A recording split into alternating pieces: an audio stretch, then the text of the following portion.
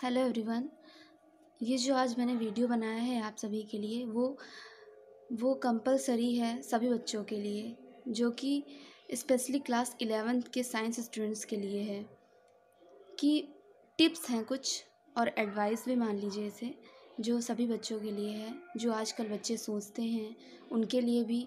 और जो अच्छा करते हैं वो तो अच्छा करते ही हैं, जो नहीं, जो ये बात मोस्टली बच्चे लेकिन ये बात सोचते हैं अपने माइंड में, मैं उनको ये इनको वीडियो बना के बताना चाहती हूँ कि वो कैसे स्टडी करें क्लास 11th में। तो ये मानना मेरा है कि don't take class 11th lightly. Class 11th को लाइटली बिल्कुल मत लीजिए, क्योंकि कुछ लोग होते हैं ना कि सोचते हैं कि क्लास 10th अभी मैंने इतनी मेहनत की क्लास 10th से, अब उसके बाद मैं 11th में थोड़ा रिलैक्स ले लूँगी, रेस्ट कर लूँगा। तो वो इसको लाइटली बिल्कुल मत लें। और बच्चे क्या सोचते हैं, 11th do not have board exam. सही बात है, 11th हमारा बोर्ड एग्ज़ाम तो है नहीं। तो क्योंकि ना इसके कहीं इंटरव्यू में कहीं इसका पूछा जाता है, इसकी मार्कशीट वगैरह कहीं ना लगती है। और सेकंड क्या है, 12th में तो पढ़ना ही है ना। और बच्चे क्या सोचते हैं कि अब 10th पास आउट किया है तो 11th में थोड़ा रिलैक्स ले लेते हैं, फिर 12th में तो पढ़ना ही है वैसे भी, तो 11th में थोड़ा रिलैक्स ले लेते हैं, रेस्ट कर लेते हैं। थर्ड क्या सोचते हैं, अभी तो 10th में इतनी मेहनत किया, अभी तो 10th में इतनी मेहनत किया मीन्स कि अभी इतनी मेहनत किया, अब जस्ट फिर 11th में मेहनत करूँ, थोड़ा सा भी रिलैक्स नहीं मिला, इसलिए 12th में डायरेक्ट करते हैं। और 11th में कौन पढ़ता है? सही बात है, सब लोग के मन में यही आता है कि 11th ना कहीं इसका बोर्ड है, ना ही कहीं इसकी मार्कशीट लगती है, ना कोई इसका परसेंटेज पूछता है, तो 11th में पढ़ने से फ़ायदा क्या। और फिर क्या सोचता है, 11th का रिज़ल्ट कोई नहीं देखता है। ये भी जाहिर सी बात है कि 11th का रिज़ल्ट कोई नहीं देखता है, ना आपका कोई 9th का पूछेगा। मेनली पूछा जाता है तो बोर्ड, 10th 12th और ग्रेजुएशन, बाकी कोई रिज़ल्ट आपका कहीं लगता नहीं है, ना पूछा जाता है।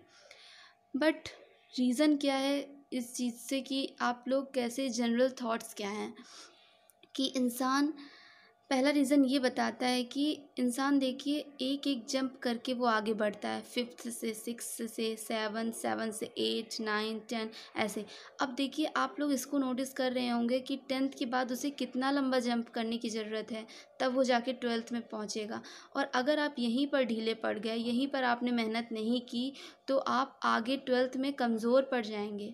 अगर आपने यहीं पर अगर जी जान से मेहनत नहीं करी, तो 12th में आप अच्छे परसेंटेज नहीं गेन कर पाएंगे, ये मेन फैक्ट है। और मैंने जैसा बताया कि bye jump between 10th and 12th, 10th और 12th के बीच, 10th और 11th के बीच में बहुत बड़ा जंप लगाना पड़ेगा, तब जाके आपको अच्छी मंजिल हासिल होगी 12th में, तब जाके आप कहीं 10th से ज़्यादा परसेंटेज 12th में गेन कर पाएंगे। ये आपका पहला फैक्ट है, पहला रीज़न है आपका। दूसरा रीज़न क्या है, सभी जानते हैं 9th 10th जैसे कनेक्टेड होता है, वैसे ही 11th और 12th कनेक्टेड होता है। और मैं ये भी बता दूं कि 11th जो है वो साइंस वाले स्टूडेंट के लिए, उनकी फ़िज़िक्स वगैरह साइंस काफ़ी टफ़ हो जाती है, लेकिन वो अगर जी जान लगा दें 11th में ही, तो उनके लिए 12th आसान हो जाएगी। लेकिन अगर वो 11th में ही ढीले पड़ गए, 11th में ही उसको सोच साइड में कर दिया रेस्ट करने के चक्कर में, तो आपका 12th भी बेकार हो जाएगा। ये आप लिख के ले लीजिए। और क्योंकि आपने अगर 11th में मेहनत नहीं की, तो 12th में आपको सारा इकट्ठे बर्डन आ जाएगा, क्योंकि आपको 12th का भी पोर्शन पढ़ना पड़ेगा, और जो कि आप 12th के साथ जो कि आप तैयारी करेंगे, जेई हो गया और नीट हो गया, ये सारी तैयारियां करेंगे। और उसमें होता है कि 11th के बेसिक क्वेश्चंस भी पूछे जाते हैं, जो कि आपको वो भी तैयार करना पड़ेगा। लेकिन अगर आपने 11th में ही मेहनत कर ली, तो आपको ये सब बहुत आसान हो जाएगा, सिर्फ आपको 12th का ही पढ़ना रह जाएगा। लेकिन अगर आपने 11th नहीं पढ़ा, तो आपको सब कुछ इकट्ठे पढ़ना पड़ेगा और वो सारा बाउंस हो जाएगा। ये आपके सेकंड फैक्ट है, ये आपका जो है सेकंड रीज़न है। अब आपको पढ़ाई कैसी करनी है, पढ़ाई आपको करनी है कि जैसे कि इसमें बताया गया, so what should be done. आप लोग पहले क्या कीजिए, इम्पोर्टेंस ऑफ क्लास 10th, आप लोग क्या कीजिए, 10th से ज़्यादा इम्पोर्टेंस आप 11th को दीजिए, क्योंकि 10th तक आपका बेसिक आता है, 11th से आपका कोर्स हाई लेवल पे पहुंच जाता है। इसलिए आप लोग 11th को 10th से ज़्यादा मान्यता दीजिए, तब जाके आपका परफॉर्मेंस 12th ग्रेटर आएगा 10th के अकॉर्डिंग। तब जाके आप 10th से ज़्यादा परसेंटेज 12th में गेन कर पाएंगे, जब आपने 11th को ज़्यादा वो रिस्पॉन्स दिया, तब आप 12th में ज़्यादा अच्छा रिस्पॉन्स दे पाएंगे।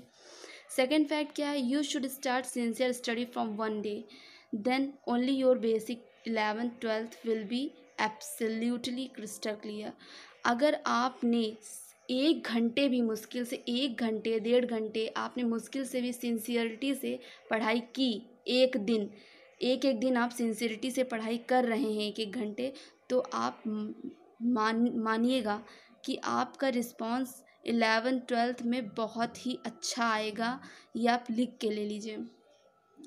और थर्ड क्या कहता है, योर एम शुड बी, और आप एक एम बना के चलिए कि आपको 10th से ज़्यादा 11th में परसेंटेज लाने हैं। माना कि ये मुश्किल है आपका, लेकिन आप लोगों को ये मान के चलना है, ये ठान के चलना है कि आप लोगों को 10th से ज़्यादा 11th में रिस्पॉन्स करना है, तब जाके आपका कवर अप हो पाएगा। और फोर्थ पॉइंट क्या है आपका, most of we will feel 11th science is hard. और ये बात भी सही है कि आपकी 10th तक तो नॉर्मल साइंस होती है, बट 11th में आपका कुछ बच्चे होते हैं साइंस साइड छोड़ के कॉमर्स ले लेते हैं या फिर आर्ट साइड में पहुंच जाते हैं। लेकिन मैं ये बता दूं कि ये हार्ड तो होता है, बट अगर ये कितने दिन के लिए, कितने महीनों के लिए, सिर्फ 2 से 3 महीनों के लिए ये आपका हार्ड होता है। और फिर उसके बाद ये आपका पूरा, जब आपने 2-3 महीने मेहनत कर ली तो आपका ये पूरा सिनेरियो बदल के रख देगा। आपको ज़्यादा मेहनत नहीं करनी पड़ेगी, फिर ये सब कुछ नॉर्मल लगने लगेगा। और ये सब तो बातें हैं कि आपको कैसे स्टडी करनी चाहिए, लेकिन इफ़ यू डोंट बिलीव, अगर आपको मुझ पे भरोसा ना हो, तो आप अपने सीनियर्स से सलाह लीजिए, जो कि आपके वेल विशर हों, जो कि आपके बारे में अच्छा सोचते हों, जो कि आपको अच्छी सलाह देते हों। उनसे आप पूछिए कि 11th में क्या इम्पोर्टेंट है, कैसे पढ़ना चाहिए, वो आपको इसके बारे में गाइड करेंगे। अब मैं आपको लास्ट में इतना बोलना चाहूँगी कि मैं आप लोगों को बिल्कुल डरा नहीं रही हूँ। आप पढ़िए, एंजॉय करिए, खेलिए कूदिए, लेकिन पढ़ाई को भी उतना दिल से करिए, उतना ही सीरियस लीजिए। लास्ट में एट द एंड पढ़ोगे तो वेरी इजी, नहीं तो नाइट